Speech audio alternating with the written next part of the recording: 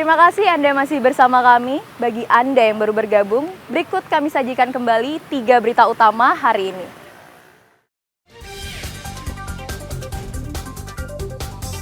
Jelang puasa, harga telur dan cabai di pasar tradisional naik hampir 2 kali lipat.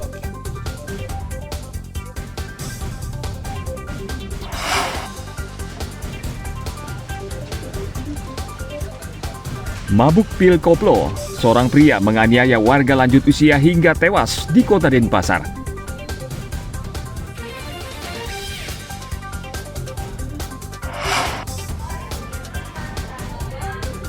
Pemerintah Kabupaten Jembrana akan mengikuti kalender pendidikan nasional terkait libur Ramadan bagi siswa SD, SMP, dan SMA sederajat.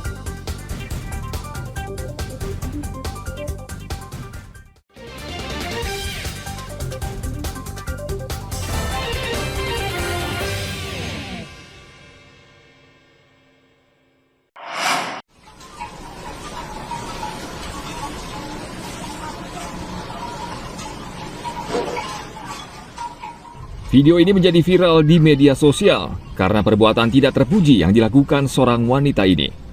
Ia membuang sampah ke sungai di kawasan Jalan Sanitasi 2C Sesetan Denpasar. Perbuatannya mendapat kecaman luas dari masyarakat. Petugas Satuan Polisi Pamong Praja Kota Denpasar langsung mendatangi rumahnya dan membawa pelaku untuk menjalani pemeriksaan. Dalam video terlihat jelas wanita ini sengaja membuang sampah ke sungai di depan tempat usahanya sebagai pengepul barang bekas. Menurut Kasat Pol PP Kota Denpasar, Ana Agung Ngurah Bawanendra, pelaku mengaku tidak memahami peraturan daerah yang tegas melarang membuang sampah ke sungai.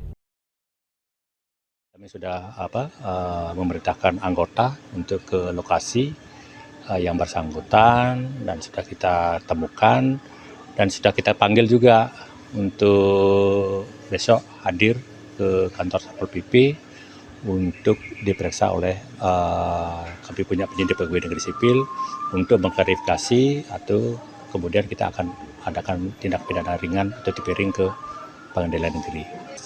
Itu sudah jelas masyarakat siapapun yang membuang sampah ke sungai itu kena sanksi atau kena tentuan pidana dengan kurungan 6 bulan dengan denda 50 juta. Itu ditetapkan tahun 2015 lah. Meski demikian, petugas tetap memeriksa dan memanggilnya untuk menjalani sidang tindak pidana ringan. Dan tidak main-main, pelaku terancam pidana 6 bulan penjara dan denda sebesar 50 juta rupiah sesuai Perda Kota Denpasar nomor 1 tahun 2015 tentang larangan membuang sampah ke sungai. Tim Liputan melaporkan dari Kota Denpasar.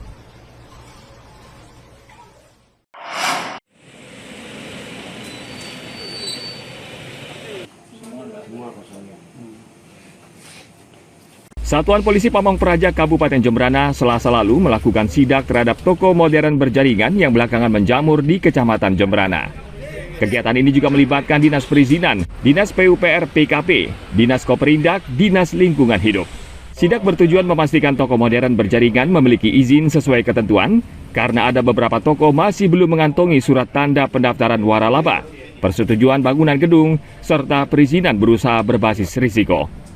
Hasil sidak menemukan beberapa toko berjaringan di Jalan Sudirman dan beberapa toko sekitar Kota Negara belum memiliki izin.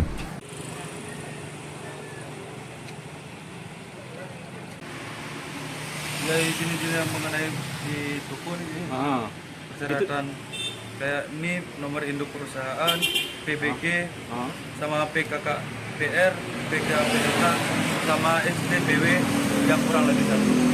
Yang kurang apa aja masih di dalam itu?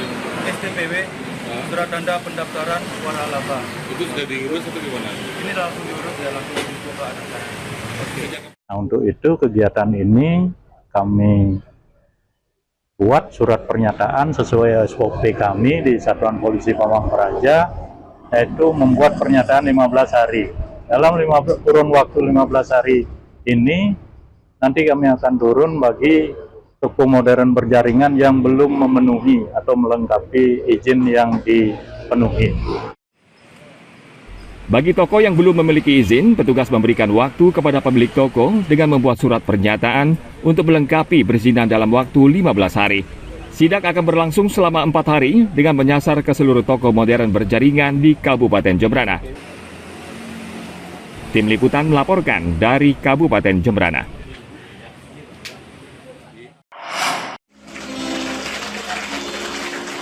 Dari rumah, semuanya kita mulai dari rumah. Angka kemiskinan ekstrim di Bali termasuk terendah. Hal ini berkat pertumbuhan ekonomi yang membaik setelah pandemi COVID-19. Kendati demikian, Menteri Sosial Saifullah Yusuf menekankan pentingnya sinkronisasi data mengentaskan kemiskinan hingga titik nol sebagaimana target pemerintah daerah Bali. Dalam sebuah acara dialog di Kabupaten Badung 25 Februari lalu, Menteri Sosial mengatakan peningkatan kesejahteraan di Bali harus berbasis data yang terintegrasi dan terkoordinasi antara pusat dan daerah. Menurutnya, data yang sudah final saat ini sedang dalam tahap uji fisik dan akan segera dibagikan ke daerah untuk dipelajari lebih lanjut.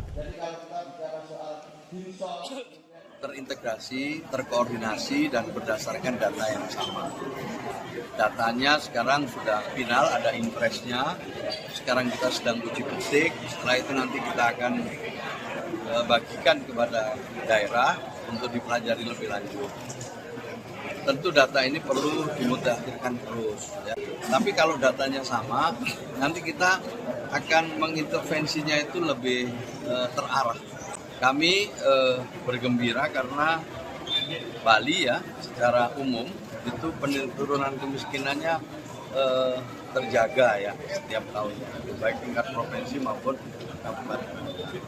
Kita akan terus koordinasi dengan Bupati Wali Kota untuk memastikan bahwa data kita itu sesuai dengan kenyataan. Keluhan-keluhan selama ini kan yang utama itu tidak tepat sasaran.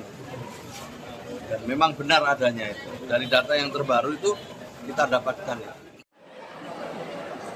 Mensos juga mengingatkan pembaruan ini juga penting untuk memastikan bantuan sosial tepat sasaran, karena bantuan kerap tidak tepat sasaran berdasarkan data terbaru.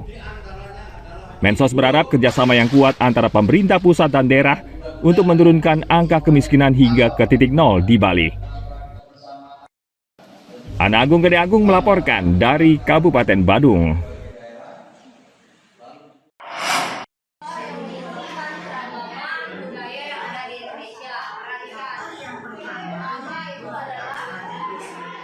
Pemerintah Kabupaten Jembrana akan mengikuti kalender pendidikan nasional terkait libur Ramadan bagi siswa SD, SMP, dan SMA sederajat. Sebelumnya, pemerintah sudah menerbitkan surat edaran bersama 3 menteri terkait libur Ramadan. Untuk itu, Pemkab Jembrana menetapkan per tanggal 27 Februari, siswa SD hingga SMA mulai belajar secara daring dari rumah hingga tanggal 5 Maret 2025. Selanjutnya, sekolah akan kembali dibuka pada tanggal 6 Maret 2025. Berkaitan dengan pembelajaran di awal Ramadan, kita memang sudah menyampaikan surat pada sekolah-sekolah bahwasanya sesuai dengan surat edaran itu juga kita sampaikan bahwa pembelajaran dilaksanakan secara mandiri di lingkungan rumah, lingkungan masyarakat sekitar kan seperti itu. Kemudian memang pembelajaran ini tidak libur ya, karena pengaturan pembelajarannya diatur oleh sekolah masing-masing. Jadi ada penugasan-penugasan yang dilaksanakan oleh sekolah. Karena beberapa sekolah juga khusus di Kabupaten Jembrana masih ada beberapa kegiatan-kegiatan yang dilaksanakan oleh sekolah. Tapi pembelajaran itu sekali lagi pengaturan pembelajaran penugasannya dilaksanakan oleh sekolah masing-masing. Jadi ada penugasan oleh anak-anak selama 1 minggu mereka melaksanakan kegiatan mandiri di rumah, itu ada penugasan yang diberikan oleh pihak sekolah. Selama penerapan libur bersama, masing-masing guru sekolah tetap memberikan tugas kepada siswa untuk dikerjakan di rumah. Tim Liputan melaporkan dari Kabupaten Jembrana.